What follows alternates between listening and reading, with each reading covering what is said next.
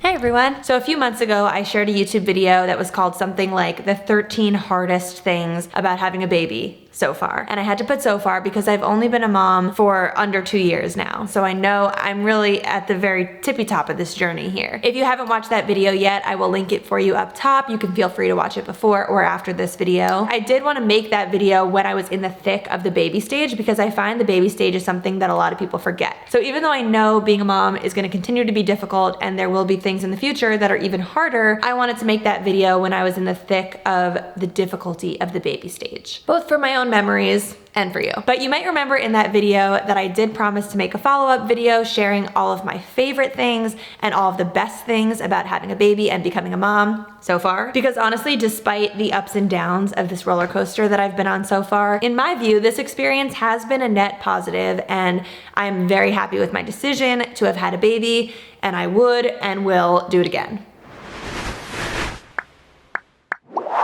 And as a precursor to this video, like I did last time, I just wanted to caveat this, that I'm coming to this video with the experience of being a woman who carried and then birthed my own baby. And I understand that families are created in all different ways. So you might be having a baby or adding a baby to your family without actually going through pregnancy yourself. And in case this is your first video of mine that you're watching, I'm a 31-year-old. I have an almost 2-year-old son named Milo. My husband and I definitely want to have another baby at some point in the future, but we are not trying right now. So as the clouds move away and the sun comes out and blasts my face, let's dive into my 13 favorite things about having a baby so far. Number 1, the experience of bringing a child into this world. So this is one of the items in this list that is only relevant if you are going through pregnancy and if you're carrying a baby yourself. But I'm telling you, I still cannot wrap my head around the fact that my body built and created another human being from scratch. The fact that I built a brain and a spinal cord and organs and fingers and toes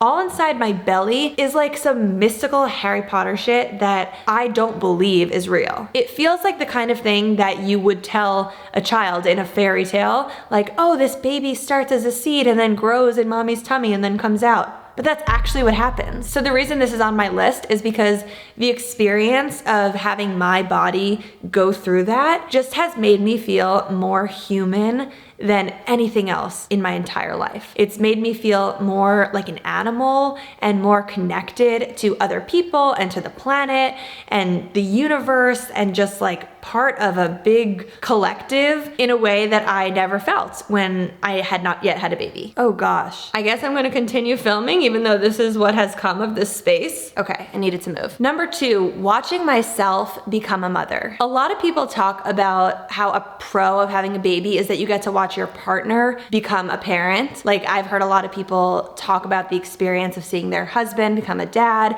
And yes, by all means, that has been joyous. I've been with Michael since we're teenagers. So to watch him transform into a dad was definitely a very cool and lovely, wonderful experience. But very few people talk about the experience of watching themselves evolve into a parent. It truthfully is just some overnight switch. Like you wake up one day and you don't have a baby, and then the next day after your baby has come out, you have a baby. And there are just so many parts about who I am as a mom that continue to surprise me as I watch it all unfold with Milo. Everything from the way I talk to him, to the way I teach him, to the way I play with him, just my general personality when I'm with him. You know, I've spent a lot of time with babies and kids before I had Milo, but there was just no way to know exactly how I was gonna function as a mom in my role. And that's been a definite joy over this ride, has just been watching myself turn into the mom that I was always gonna be. Number 3 is realizing how freaking capable I am. And I don't even know what to put into this category because there are so many things I'm talking about, but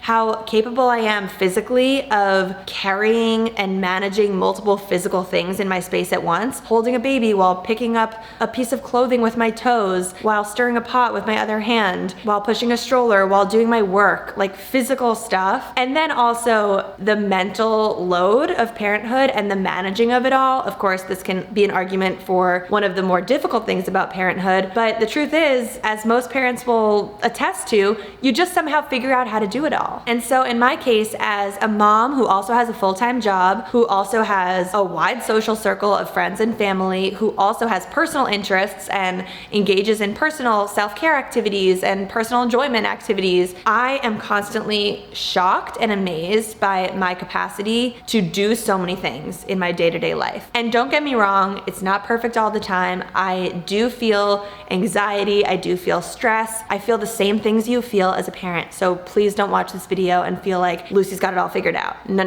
It's just that even though I'm constantly feeling like it's a struggle to balance my work and life, or even though I constantly feel like it's a struggle to find time for myself and do all the things I want to do, I somehow at the end of the day figure out how to do it. And you know what? There are some days when I can't find time to do something for myself, and that's okay too. It's a constant balance. But specifically on those days when Michael is not around and I'm solo parenting, which honestly does not happen often, I'm really grateful to say that we stick together as a team most of the time. But you know, for example, just last weekend, Michael went to visit his college for a golf weekend with his friends. And so I was solo parenting with Milo, and I was really proud of myself that I was able to cook Milo dinner and change his clothes and get him dressed and get him in the car and take him to an activity and then bring him home and put him down for his nap. And it definitely is a sense of accomplishment that you can manage so much at once. Number 4, finally seeing what your baby is like. And I don't just mean what they look like, but how they sound, how they act, what their personality is, and all the things that make them them. I am the type of person who always knew I wanted to have a baby. Ever since I was little, I would be playing with dolls, and I have a very maternal spirit to me. I don't know if that's a word. I have a very maternal side. So I always knew I wanted to be a mom, but I've wondered for my entire life what my baby was gonna be like, because you look at all these babies on the internet or in real life and you think, oh, that looks like it could be my baby physically, but your brain cannot conjure up what your actual baby is going to look like, because if you haven't seen a face yet, your brain can't invent it. For me, when Milo was born, I was not one of those moms that looked at him and felt immediately like, yes, I knew this is what you were gonna look like. I mean, to be honest, I looked at him and I thought, this looks like an alien slimy slug. Is this what was inside of me? But what I will say is just over the days and weeks and months of nurturing him and raising him, there's definitely this kind of weird familiarity of course, it was always gonna be you. Of course, you're my child, you know? And not just because of looks, but just the bond you share. It's like, I cannot believe you're here. And of course, in the case of a heterosexual relationship, if you and your partner have created this baby together and you guys have maybe been together for a long time or talked for a while about what it would be like to become parents together and make a baby together, that is just so special to see a human being that is literally half me and half my favorite person in the whole world. Number 5, watching him learn new skills. Never before have I been with a baby for every single day of its life to the point where I was actually able to see the progression of skill building. Because in my past, you know, I would meet a cousin's baby or a friend's baby and I would see them one day and then maybe a few weeks or months would go by and the next time I saw them, they're talking, and the next time I saw them, they're putting 2 words together, and really only the primary caregivers and the everyday parenting team are the people who see those little changes in real time and get to watch every milestone unfold. That has been one of the most magical things and something that I have never experienced before prior to having a baby. There's just nothing like watching your baby do something new for the first time, whether it's as big as taking their first step or saying their first syllable. Like, even if it's not a word yet, they just get a sound out and you are elated. One thing every parent can attest to is that you will just never get tired or bored of looking at and watching your own baby do the most mundane, silly things. They can just be looking at a piece of pasta and you are awestruck. Number 6, the way having a baby has guided me towards becoming my best and healthiest self. Being in the thick of those early newborn days, a lot of people can sometimes be at their unhealthiest because you are just pouring everything you have into this baby. At least for me, I was nursing, and during that time, I was at my lowest weight. I feel like I was mentally and physically depleted. I was sleep deprived. I was definitely not my healthiest version then. But once I hit a turning point, for me, it was probably around 6 months when I came back into my own. And at that time, I realized that having Milo and being a mom was actually pushing me to want to take care of myself and to be the healthiest, best version of myself. And there's two main reasons for this. So one reason is because I want to physically show Milo an example of a healthy adult taking care of themselves. So I love when Milo watches me work out, or, I haven't done this too much, I'm really trying to get into it, but if he were to watch me do a 10-minute meditation and see that mommy is sitting having quiet meditation time. Michael and I eat healthy foods around him. We want him to see us nourishing our bodies. And there's been some immediate payoffs here. So in the morning when I tell Milo, daddy went to the gym, Milo will say, daddy's getting strong. And the second reason why having a baby has pushed me to become my healthiest and best version of myself is because having a baby can be kind of exhausting. And if you are not well rested or well nourished, you simply cannot function. So there is a bit of fire under my ass to get in bed on the early side and go to sleep at a reasonable hour, because I know that like clockwork in the morning, Milo's gonna be my alarm and wake me up between 6:30 and 7:30, and there's no turning that alarm off. Number 7, meeting other moms. Having a baby literally quadrupled my social life. So when I lived in New York City, Michael and I actually moved to an area prior to having Milo that was notoriously a family-friendly zone, a place that a lot of parents in young families lived in. It was filled with strollers, and we moved here because we wanted to be in a place where we were surrounded by other families. So I've been asked a ton about how I met these other moms and how I went about the process of forming this mom group. It's a long-winded story, but to make it nice and compact, there were 4 moms, me and 3 others, who were introduced through friends of friends. We met one day in the park, and then from that moment forward, every time one of us had a friend in the area that was having a baby, we would add them into the group, and it went from 4 people to 7 people to 9 people to 15 people. This WhatsApp group that we created at some point that had about 6 moms in it this WhatsApp group now has 156 people in it. And don't get me wrong, most of these people, like me, don't actually even live in New York City anymore. A lot of people have moved out to the suburbs, and people have added friends. At this point, I think there's people in there who were not even from that area of the city to begin with, but it's just become a little community. And then from this big group, there's probably been a smaller group of maybe 20 to 25 moms that I felt particularly close to, that I lived really close to, that has created another small subgroup, and those are kind of the moms that I talk to more regularly. And then even within that group, there are probably 4 or 5 of them that I feel extremely close to and talk to regularly and will probably keep in touch with for the rest of my life. And listen, you don't need 156 mom friends. You don't even need 10. You need 1. You just need to find 1 mom friend, and you will. If you live in an area where there are other moms, just be friendly at the park and stop and say hi to someone and ask for their number. And for me, the experience of creating a mom community has been one of the most positive outcomes of becoming a mom. Number 8 is feeling your baby's love. I've always wanted to be a caretaker. As I said before, I have very maternal instincts. I actually am technically the youngest in my family. I'm a twin, but a minute younger than Allie, and I always wanted to have younger siblings. I begged my parents to give me younger siblings, and they did not, but I wanted to be an older sister because I love being a role model. And that's actually one thing I love about my social media following, is that I think I have a lot of younger followers who I guess do look up to me like I'm an older sister, and that's one of the comments I get a lot. So that's a major life goal of mine. And so creating a human who looks at me like I am literally mother duck it just brings me so much joy to know that to another person on this earth, I am the definition of home and safety and comfort. Number 9, hearing them laugh. And I guess knowing that you are the source that's making them laugh. Milo's laugh is just next level. I know I've shared it a bunch because I've never heard a laugh like this in my life.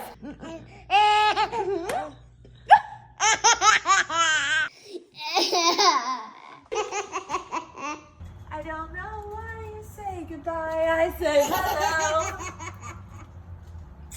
But it is the best sound in the world, and I find myself bending over backwards, doing extreme positions and body alterations to make this child laugh. Even when I am extremely sore from the gym, extremely tired, I don't know, like feel like I've done a million squats, I will still do that thing for him where I'm pretending to go downstairs because it makes him giggle. A baby's laughter is just such a pure, real sound, and of course, I love the sound of all babies' laughter, not just Milo's, but there's something about it being your baby. The laughter hits different. Number 10, having an excuse to not do things you don't want to do. Before you come at me, I know I might get shit for this one, but I want to be clear. I'm not saying that this is a reason you should have a baby as an excuse to get you out of things you don't want to do. But once you have the baby already, this is definitely an added bonus that I can't just waltz by. I really wasn't gonna throw this one in here because, let's be real, this would be a pretty shitty reason to have a baby. But so long as you've got the baby in your life, use it. You know, I'm definitely the type of person who likes to lay low. I, even before a baby, said no to a lot of things. I like to go to bed early. I don't love to stay out late. I get kind of miserable staying out late at a bar when I'm falling asleep. And before having a baby, I had to use, you know, my own internal force and willpower to say no to things. And if I was feeling peer pressured, I would sometimes give in. Having a baby gets you out. It's your free golden ticket to say, nope, I can't. You don't even have to say I don't want to. If you are like a people pleaser and you don't want to hurt someone's feelings, you can just say you can't. Because sometimes with a baby, you can't find childcare. You don't have support. You can't. Number 11, we move back to the window. I think the sun is gone. Carrying on positive family traditions and simultaneously breaking cycles. When you become a parent, all of a sudden, all the power is in your hands. It's time for you to take all of the great elements of your childhood that you loved and pass them on to your baby, and to have a regrouping moment with yourself and realize what elements of your childhood you don't want to pass on to your baby. For me, I'm grateful to say that I did not experience any big T traumas, as they call it, in my childhood, but like everyone else, I can definitely identify some elements of my childhood that were not things I want to pass forward to Milo. And actually, most of the new things I'm implementing that are different from the way my parents did things are mostly related to new data and new research that has emerged since my parents were parenting. So for example, things about childhood nutrition, how we talk to Milo, the way we handle emotions. So, you know, my parents just did things the way things were done in the 90s, but now it's 2023. There's been a plethora of new data. There's been Dr. Becky. There has been solid starts. So there's been a lot of new data and a lot of new information when it comes to feeding babies and the language you use with babies and emotional intelligence. And so we're definitely doing things differently. Number 12, the joy that children bring. In our family, Milo is the first grandchild on both sides, so he has 4 grandparents and 3 aunts and uncles that all have significant others, and everyone together collectively is utterly obsessed with him. I have heard that as more and more children are added to the family, and you know, as the extended family grows and grows, it does become more hectic, but the experience of having a newborn there just becomes less novel. And right now, it is just so novel. There's nothing that's normalized about it. Even after 2 years, everyone who sees Milo, every time our family sees him, it is like the best day in their week. I feel like they all feel almost Christmas morning level excitement before the days that they get to see Milo. And when we're with him, I swear it's like all eyes are on Milo. He is the star of the show. If you saw my recent social media, you will know at my sister-in-law's wedding this weekend, he owned the dance floor. He was only there for a short period of time, but he owned the dance floor. He went up in the chair during the hora. Clearly Milo has brought so much joy to our family members' lives as well. And so it's definitely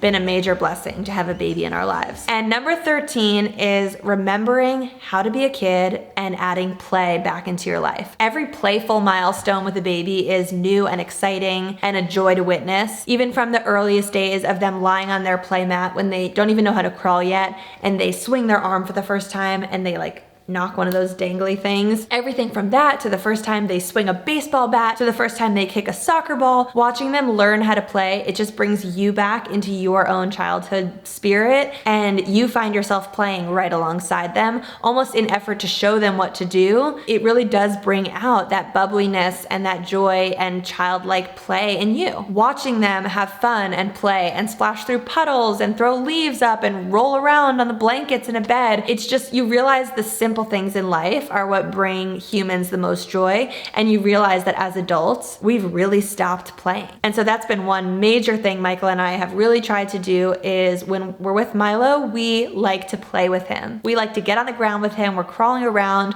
we're swinging him. He's even started to do some pretend play where he's, you know, acting out different scenarios, and it's just the cutest thing ever. Okay, welcome to the grocery store. What would you like today?